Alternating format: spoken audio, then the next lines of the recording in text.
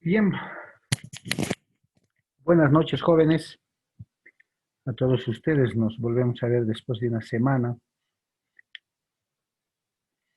de haber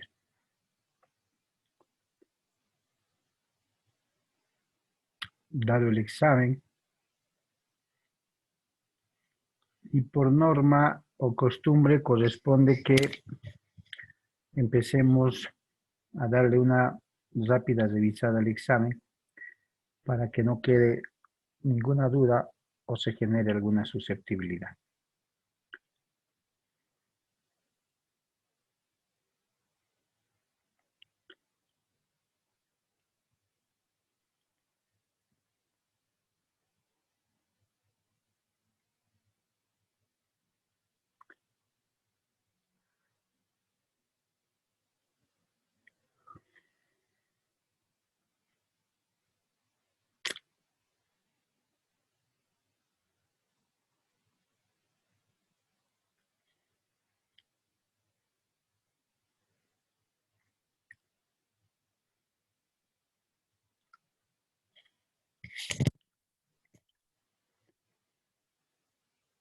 Buenas noches, Carmen.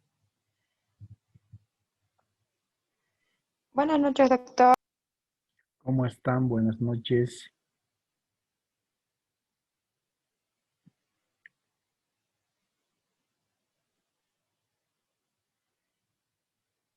A ver, se estaban conectando los chicos.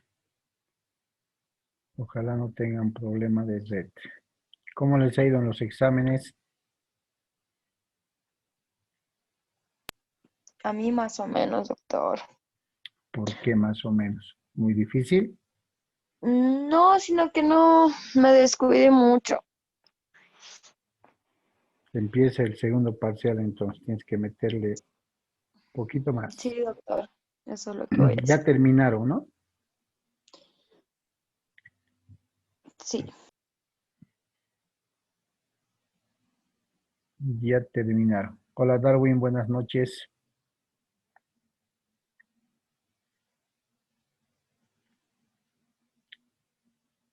Creo que estás sin micrófono, Darwin Fernández. A ver, mientras se van conectando, creo que inclusive les pesa un poquito la hora o los periodos de duración de la clase, ¿cierto? Es hasta las 10:25. ¿Qué materia pasaron en el primer periodo?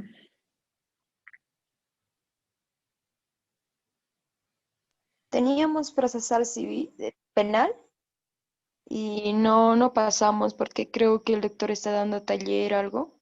Ah, Y ya el día sábado hicimos una reposición. ya. Nosotros debemos la clase del 14 y debemos de ponerla. Todos los días tienen clases de 6:30 adelante, ¿no? Sí, doctor, de 6:30 a 9:45. Y los sábados hasta mediodía. Ya, lo que estaba pensando hacer era grabar las clases y así subirlo al Moodle y ustedes tienen el material ahí. Pero no va a ser una clase de avance, no va a ser una clase de deposición o reforzamiento. A ver, voy a ver, porque son 3 periodos continuos, o sea, muchos trabajan o tienen otras actividades, entonces va a ser un poco difícil. Sí, Veremos, les doctor, voy a... sería bueno. Sí, sí, voy a hacer eso. Voy a grabar las clases, los 3 periodos y los voy a subir.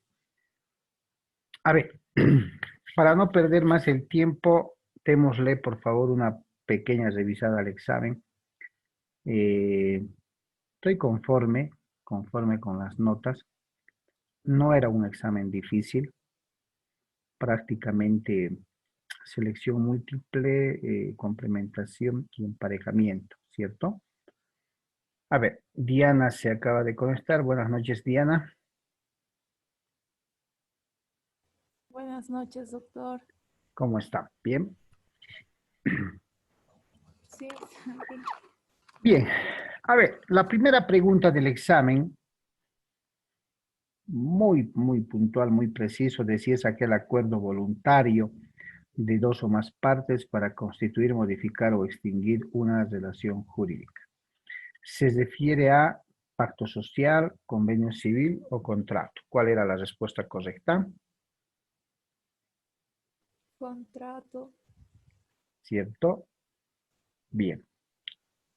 Pregunta número 2. Es aquel contrato donde una de las partes reconoce a la otra la exclusividad o preferencia. Ahí estaban las palabras claves. Y la facultad de aceptar una prestación en su favor. Se refiere a el contrato de opción, contrato de alquiler o contrato de fianza. ¿Cuál era? Es aquel contrato donde una de las partes les reconoce a la otra la exclusividad o preferencia. Ahí estaba la palabra clave conforme avanzamos en las diapositivas. Esta se refería al contrato de opción. Alquiler no puede ser, no hay ninguna exclusividad ni preferencia. Fianza menos, ¿no ves? Fiador o garantía. Entonces se refería al contrato de opción. Pregunta 3. ¿Es el acontecimiento cierto? Es el acontecimiento cierto y verificado del que puede depender la eficacia legal de un contrato. Se refiere al término, a la condición o la seña. ¿Cuál era la respuesta? Desde ya si recordamos, la condición es aquel hecho o acontecimiento incierto, ¿cierto? Incierto. Y el término es aquel acontecimiento cierto y verificado. Sabemos cuándo empieza y sabemos cuándo acaba, ¿cierto? Entonces la respuesta correcta venía a ser el término.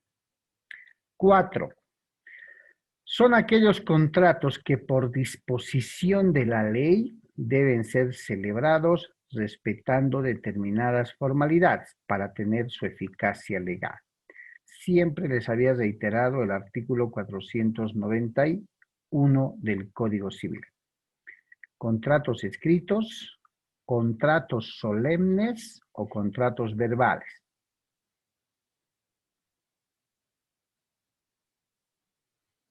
En la pregunta estaba la respuesta, respetando determinadas formalidades. ¿Qué es la solemnidad?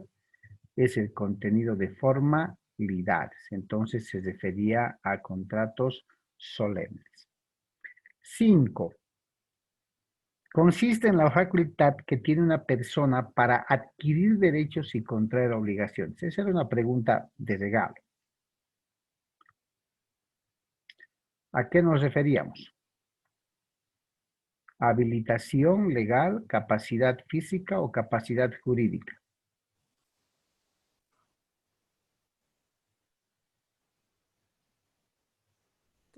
Capacidad jurídica. Capacidad jurídica, que se la adquiere en nuestro país a los 18 años de vida, ¿cierto? 6. A la realización de actos de intimidación, ahí está la palabra clave, sin uso de la violencia por parte de una persona que pretende por dicho medio lograr el consentimiento de la otra, se denomina temor reverencial, coacción o amenazas.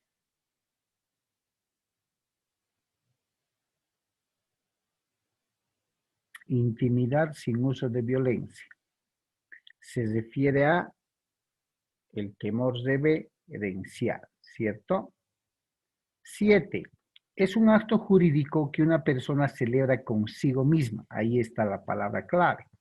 Y en la cual actúa a la vez como parte directa y como representante de la otra, siempre y cuando la ley lo permita, o haya sido con consentimiento del o los representados, y principalmente que no exista conflicto de intereses en beneficio de las partes.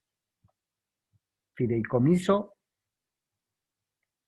opción o contrato consigo mismo. Respuesta correcta, contrato consigo mismo, porque aquí está diciendo la palabra clave. 8. Los requisitos que debe cumplir el objeto dentro de un contrato deben ser de imposible cumplimiento, lícito y realizable o la motivación.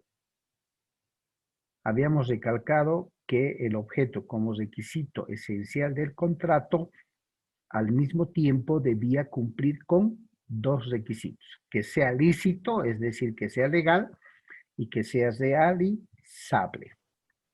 Por tanto, era el inciso B. Preguntas de complementación. Los contratos son aquellos en los que solo una de las partes cumple con la prestación u obligación. Esto estaba dentro de la clasificación. Se refiere a los contratos unilaterales, a los contratos onerosos o a los contratos solemnes.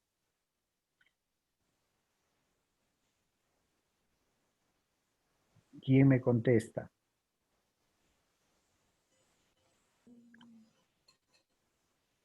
¿Cuáles son los contratos en el que una sola de las partes cumple con la prestación u obligación?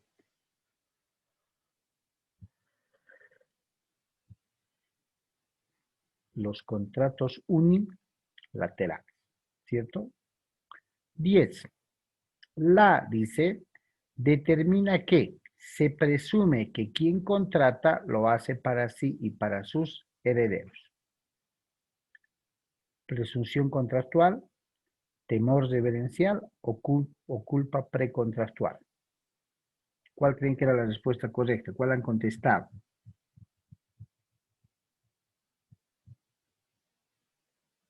Presume, fíjense, ¿no? Aquí hay una palabra clave. Entonces, la respuesta correcta, presunción contractual. El consentimiento se clasifica en solemne y rápido, expreso y tácito o escrito y verbal. ¿En cuál? En expreso y tácito, doctor. Exactamente. 12. Las cláusulas, fíjense que en la misma pregunta están todas las respuestas. Son aquellas que son susceptibles de varios y diversos sentidos por tener una redacción confusa. ¿Ya? Las cláusulas, vamos a ver qué opciones. ¿Serán las referenciales? ¿Serán las explicativas? ¿O serán las ambiguas?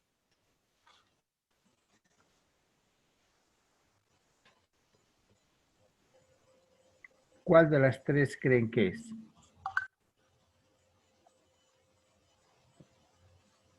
Las referenciales, como su nombre dice, únicamente dan referencias. Las explicativas explican. Y las ambiguas son aquellas difíciles de definir, difíciles de entender, son oscuras y confusas. Por tanto, la respuesta correcta era las cláusulas ambiguas. La dice de un contrato es la averiguación y comprensión del sentido y alcance de las declaraciones de voluntad de las partes contratadas. A ver, si yo resuelvo el examen, ¿la revisión de un contrato es la averiguación? No, y comprensión menos. La interpretación de un contrato es la averiguación y comprensión del sentido, o la modulación de un contrato es la averiguación. ¿Cuál de los términos engrada más? La interpretación. Exactamente, ¿cierto? Es simplemente hacer ese análisis. 14. La dice, consiste en que el contrato, cumplidos los requisitos exigidos por ley, tiene fuerza de ley entre las partes contratantes. Veamos las opciones. La legalidad, la eficacia legal o la legitimidad. Dice, tiene fuerza de ley. Estamos hablando de la eficacia legal, ¿no? Y justamente vamos a ver un tema y un documental que tiene que ver con los efectos jurídicos de los contratos, ¿ya? 15. Él dice, o plazo, ya estoy diciéndoles a qué se refiere. indica que una vez que llega a acontecer el acontecimiento futuro y cierto, ¿cierto? Ahí está la otra palabra, las palabras clave. Cumplido el término sujeto a condición, aquí ya les estoy diciendo también, miren, ¿no? Se tiene por cumplido los efectos del contrato o incumplidos los mismos. Fíjense, las opciones, término, condición, interés. Lógicamente, la respuesta correcta era el término o plazo. 16. El consiste en la intencionalidad de engañar, maquinar, usar artificios o mentiras hacia una de las partes con el fin de inducirla a concluir o celebrar el contrato. ¿Qué opciones? El informe, no. El dolo, El dolo. el dolo, pues intencionalidad de engañar, maquinar, ¿cierto? Entonces, la respuesta correcta era el dolo. Las preguntas de emparejamiento prácticamente son preguntas sencillísimas porque como su nombre dice, hay que emparejar con la pregunta. A ver, son aquellos contratos en los cuales no concurre un costo o valor económico. Es decir, no hay monto de dinero. ¿Cuáles tengo? Los nominados, los consensuales o los contratos a título gratuito. ¿Cuál era la respuesta? Gratuito. A título, porque aquí dice no concurre un costo o valor, por tanto es gratuito. Son aquellos contratos que se perfeccionan con el solo consentimiento de las partes. Con el solo consentimiento. Nominados, consensuales o a título gratuito. Se perfeccionan con el consentimiento. Consensuales, doctor. Exactamente, ¿cierto? Consensuales. Y finalmente me queda la última, ¿no? Se dice que son aquellos contratos expresamente, ahí les estoy dando. Y se los denomina como contratos nominados. ¿Cierto? 18. Consiste en la autonomía. ¿Qué es autonomía? De voluntad de una persona para poder acordar cualquier contrato, esté o no esté tipificado o nominado en la ley, teniendo como límite precisamente la ley. ¿A qué me estoy refiriendo? Al consentimiento, a la libertad contractual, ojo, autonomía, ¿cierto? O a la capacidad y consentimiento. ¿A qué me refiero? A la libertad contractual. A la capa. ¿Sí o no? Autonomía de la voluntad. Soy libre de decidir, de hacer lo que la ley me permite porque mi límite es la misma ley. ¿Sí o no? Entre los requisitos del contrato se pueden citar a consentimiento, ¿sí? Sí, Capacidad y consentimiento, ahí tenían dos consentimiento. opciones, ¿cierto? Porque el consentimiento es un requisito. La capacidad y consentimiento también lo son. Consentimiento. Se refiere a la manifestación de aceptación voluntaria de las partes y puede ser tácito o expreso. Aquí podían contestar de la siguiente manera, que además les permite cambiar, ¿cierto? Consentimiento. Igual les iba a dar la respuesta correcta. 19. Se refiere al diseño o presentación de un contrato. Aquí están las palabras claves. Diseño o presentación. ¿Cierto? Requisito que puede determinar la eficacia legal o no de un contrato. Error, dolo o violencia. La forma del contrato o el contrato por persona nombrada. Forma de contrato. Forma del contrato. Diseño o presentación. Es el contrato en el cual puede una de las partes expresar que lo celebra a favor de otra persona, reservándose la facultad de nombrar o revelar el nombre de la misma. ¿Qué opciones tengo? Error, dolo, no es. La forma ya la he usado. Contrato por persona a nombrar, ¿cierto? Nombrar. Y son considerados vicios del consentimiento. Y se los he puesto con azulito. Considerados vicios del consentimiento y se les denomina error, dolo o violencia, la forma o contexto. Error, dolo o violencia. Exactamente, que además era la última opción que les quedaba. Y finalmente es el por qué y debe ser también lícita. ¿A qué me refiero?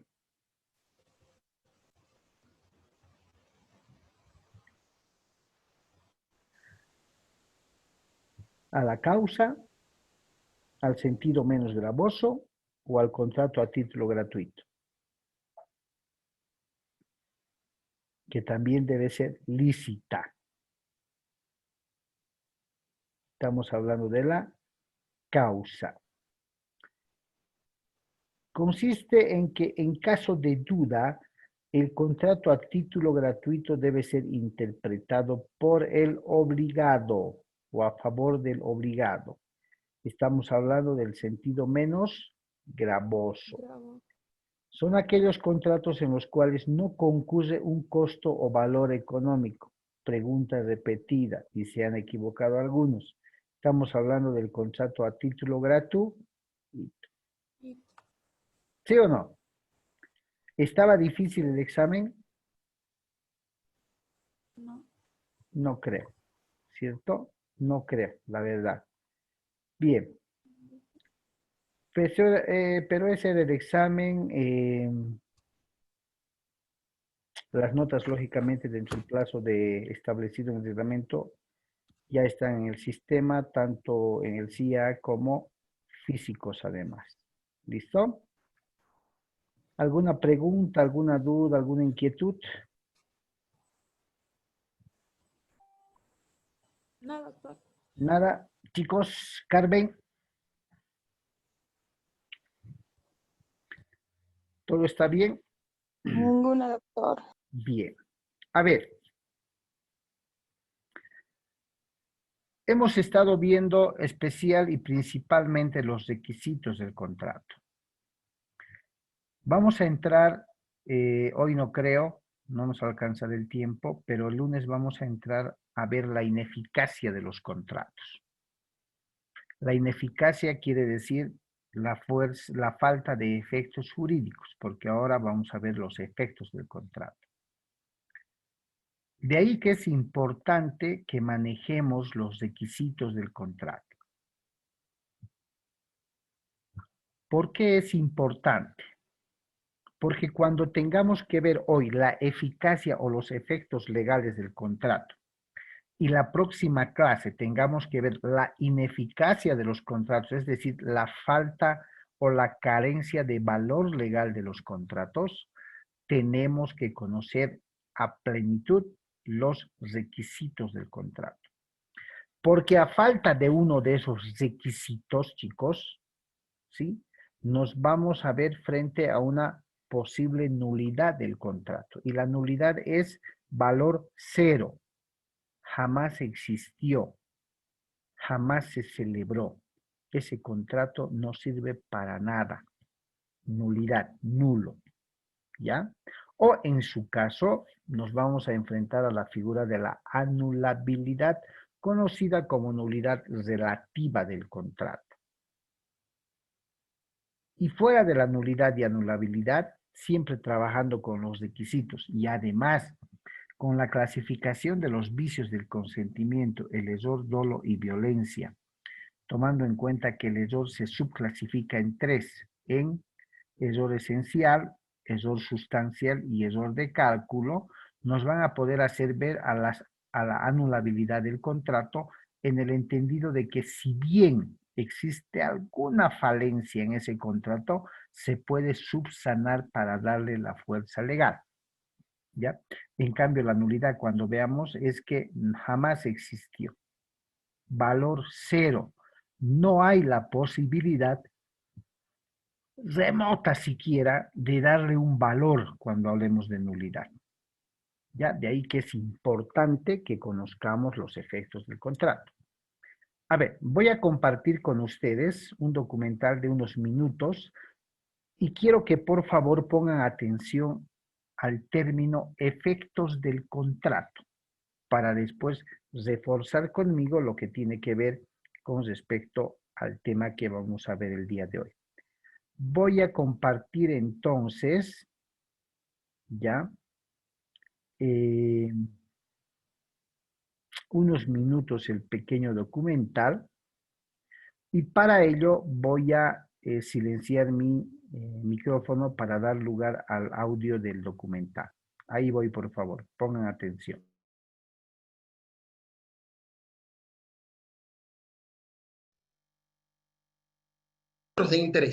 Centros de intereses distintos, contrapuestos. No nos referimos a las partes como sinónimo de varias personas.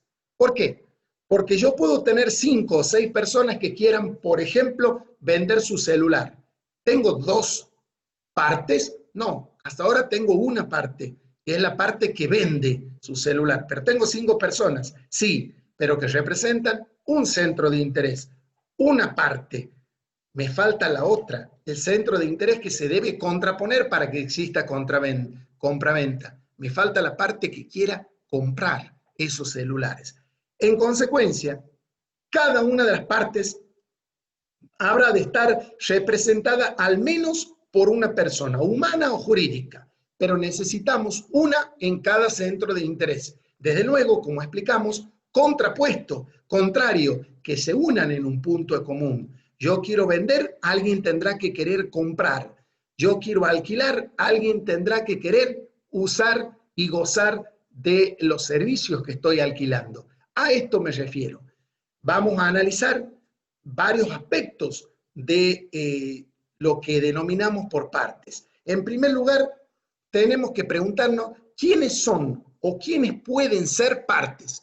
Desde luego, las partes, como centro de intereses, van a ser personas, humanas o jurídicas, y como les dije, uno por cada centro de interés. Ahora, esas partes pueden actuar por sí mismas o pueden estar representados por otros. Si yo en este momento les digo a ustedes que les encomiendo la tarea que vayan a hacerme un delivery o una cadetería, al contrato lo estoy celebrando yo, pero lo hago a través de mi representante. No siempre la parte actúa por sí mismo, también lo hace a través de terceros, de representantes. Desde luego, el contrato en principio solo va a tener efecto entre las partes. ¿Por qué digo en principio? Porque vamos a ver que hay casos que los terceros son invitados al contrato. Vamos a ver en qué carácter o bajo qué circunstancias.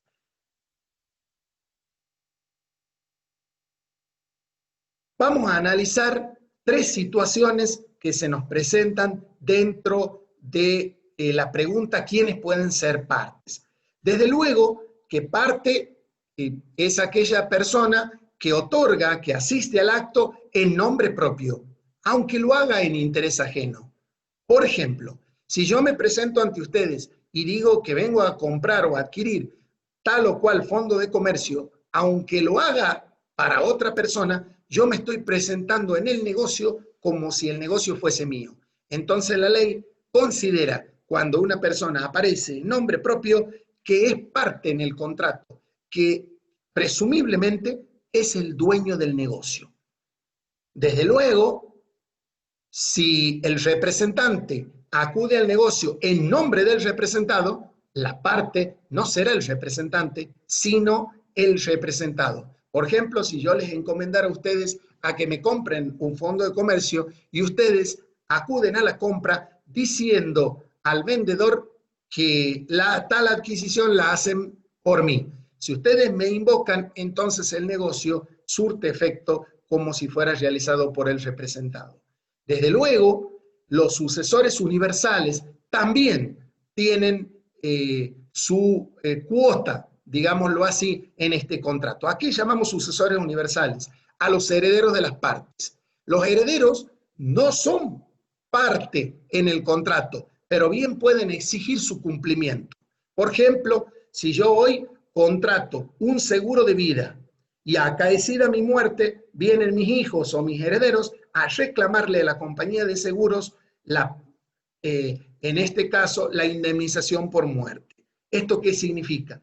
Ellos, mis herederos, como terceros, no fueron parte en el contrato, pero sí pueden exigir su prestación. Por eso hay que considerarlos a los sucesores universales como un caso particular al momento de exigir las prestaciones en el contrato.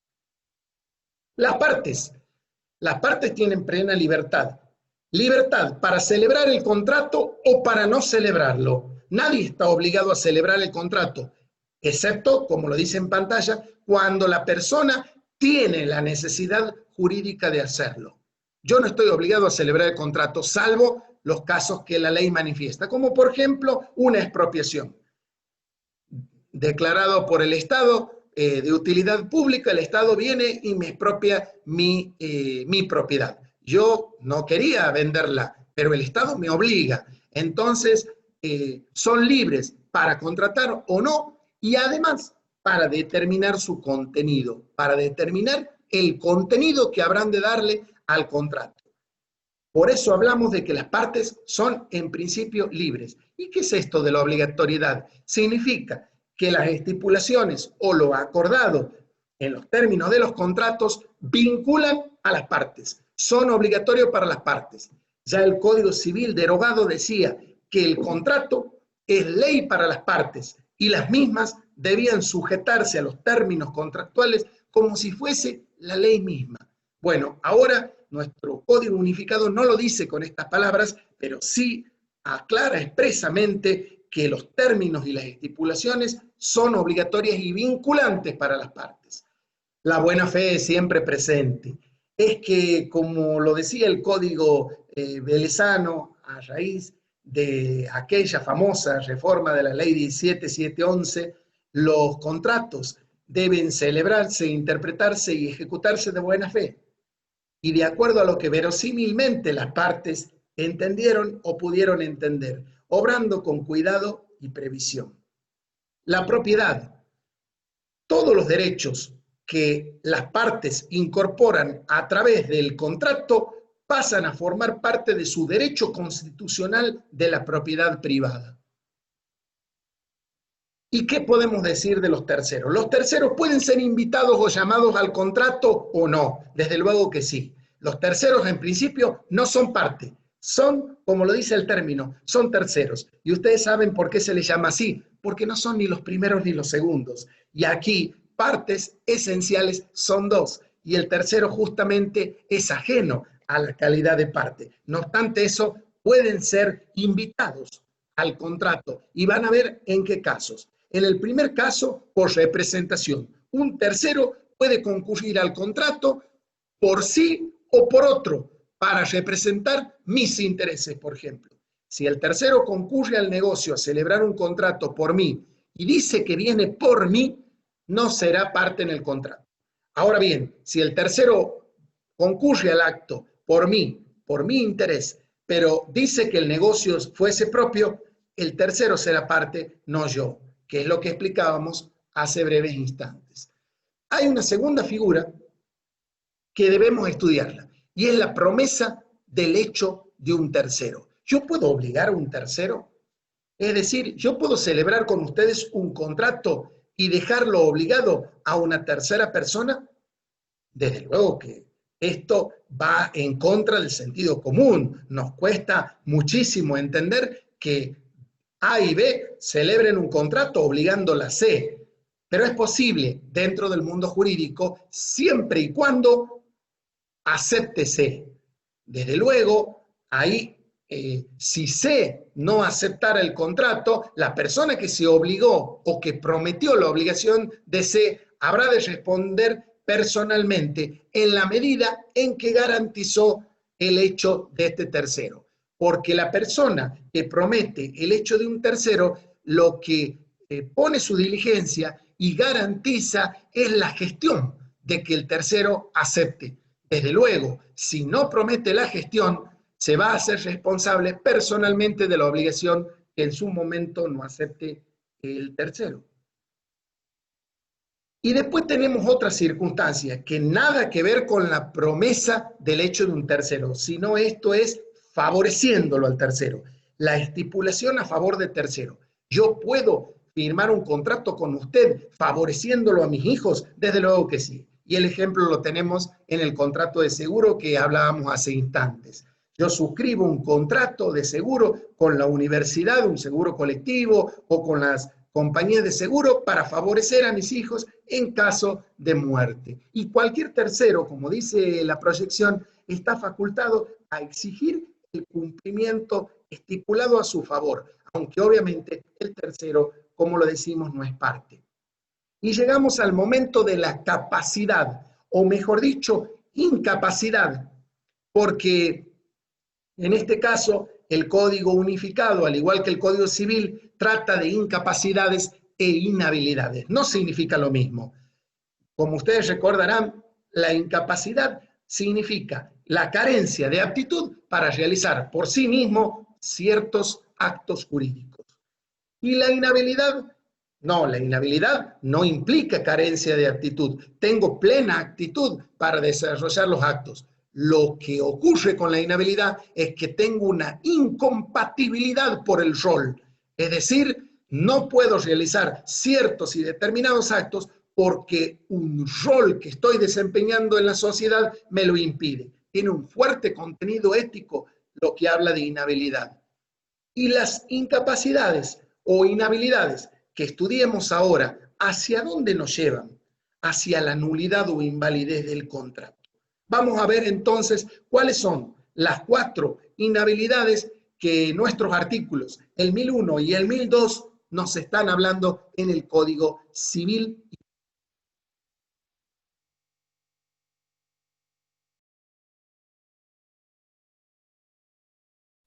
Bien. Han podido en ese corto trance del documental, ¿cierto?, establecer que cuando las partes del contrato, como bien saben ustedes, son los sujetos que firman el contrato. El Código Civil en el artículo 450 establece que hay contrato cuando 2 o más partes se ponen de acuerdo, ¿cierto? Son los sujetos principales. Un tercero podría ser un apoderado, que está actuando a cuenta o en representación del poderdante, del mandante, que lo vamos a ver más adelante en esta materia. ¿Cuál es el efecto de los contratos cuando este contrato cumple con todos los requisitos? Constituye ley entre partes. Por tanto, su cumplimiento para ambas partes es de carácter obligatorio. De ahí que el profesor que está exponiendo ese pequeño tema del efecto de los contratos utiliza el término vinculante. Ese contrato que han suscrito las partes, cumpliendo con todos los requisitos, tiene carácter vinculante. Vinculante quiere decir es de cumplimiento obligatorio. ¿Ya? Entonces, cuando las partes se ponen de acuerdo y deciden celebrar, suscribir o firmar un contrato con un determinado objeto o fin, se están comprometiendo también a su estricto cumplimiento. ¿Ya? Se están comprometiendo a su estricto cumplimiento, a darle el valor legal a ese contrato que han suscrito y el compromiso tácito, pero al mismo tiempo verbal, de cumplir con el contrato pactado. Y cuando ese contrato ha sido incumplido, lógicamente va a llegar a estrados judiciales para exigir o su cumplimiento o su resolución por incumplimiento de una de las partes. Básicamente a eso se refiere, donde además debe primar el principio de buena fe. El principio de buena fe nos enseña a que cuando yo estoy suscribiendo un contrato, la ley presume que lo estoy haciendo con la mejor de las intenciones, desde un punto de vista estrictamente lícito, de ninguna manera ilícito, es decir, de ninguna manera ilegal. Ya, estoy confiando y estoy queriendo que la otra parte también confíe en mí. ¿Listo? Bien, estamos llegando al final de la primera sesión, chicos. Voy a cortar acá la grabación y en segundos les paso, por favor, el nuevo link. ¿Está bien?